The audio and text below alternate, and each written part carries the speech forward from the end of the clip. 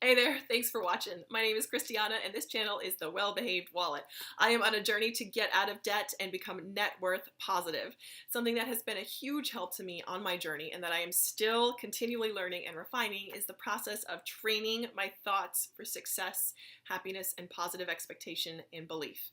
Just to let you know a little bit about me and my background, I am a Bible-believing person of faith that is always on the lookout for new ways to articulate ancient truths. I believe that God is love and that my mission is to become more like him and his son and manifest their work here on earth.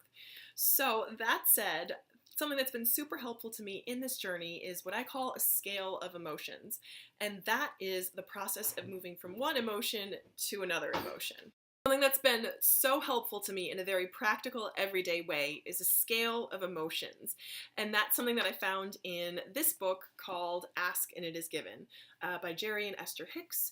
I would not sort of wholeheartedly endorse this book because there are some elements that I'm not in agreement with, but I feel that this particular scale of emotions is again very practical and applicable to everyday living. I also think that it aligns with two biblical principles in the verse in Matthew. That would be Matthew 7:7, the ask and it shall be given. So that's the title straight from the Bible. And then James 4, you have not because you ask not. So in that way, this absolutely lines up with my own personal convictions.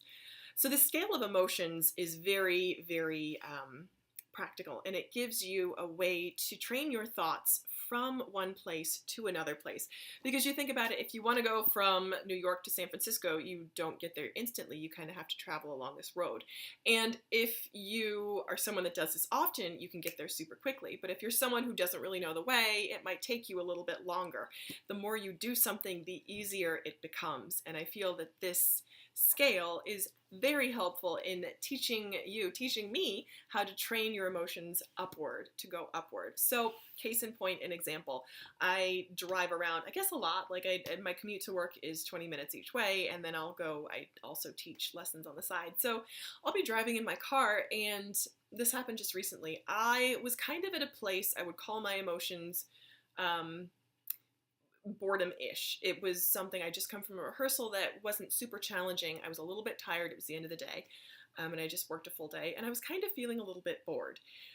Remembering this scale helped me to go from boredom to contentment, up to hopefulness, up to optimism, because I feel like you can kind of, in that moment, I could have gone either way. And I'm looking at this, at the scale right here, and I will post this scale as well in the description below.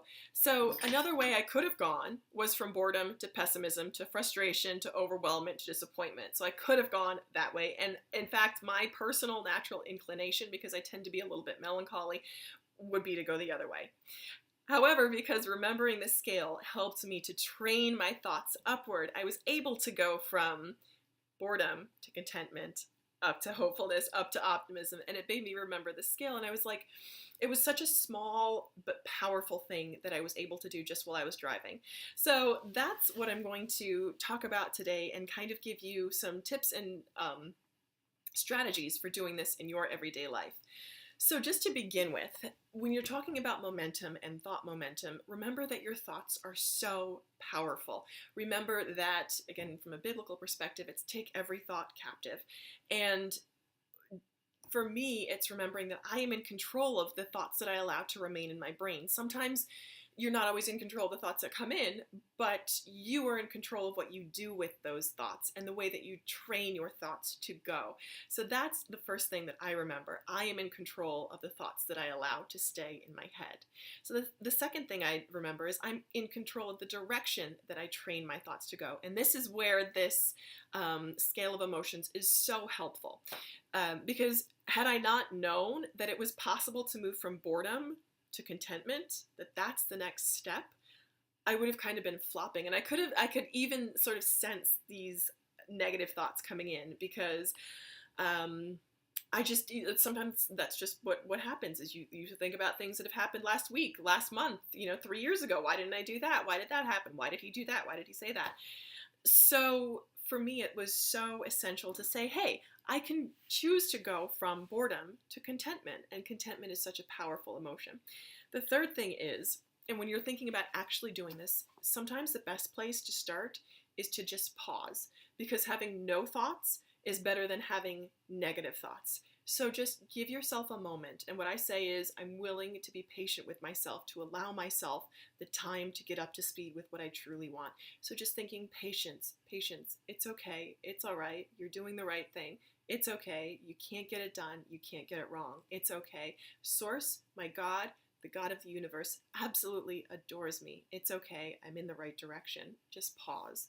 And for me, it's so helpful to fill my brain with these positive and very affirming thoughts and reminders that the God of the universe is crazy about me. The God of the universe is crazy about you, and that I can move my thoughts from this place of boredom to a place of contentment, that my natural state is contentment, and retraining myself to this place of peace and happiness and pause and contentment and joy and joyful expectation, that it's possible to move from boredom to joyful expectation, and these are the steps that you take to get there. So thank you so much for watching. I hope this is helpful. I'm going to put the list of emotions, the scale of emotions down below so you can take a look. Let me know your thoughts, and let me know your thoughts on this type of thing as well. I am fascinated with sort of the scientific effects of training your emotions as well, because it's not just, these aren't just airy-fairy principles. These are actually proven techniques that you can use to retrain yourself to move from a place of despair, even from negative emotions, into positive emotions, and that begins by taking your thoughts captive. So thank you again so much for watching, and I hope that you'll keep watching.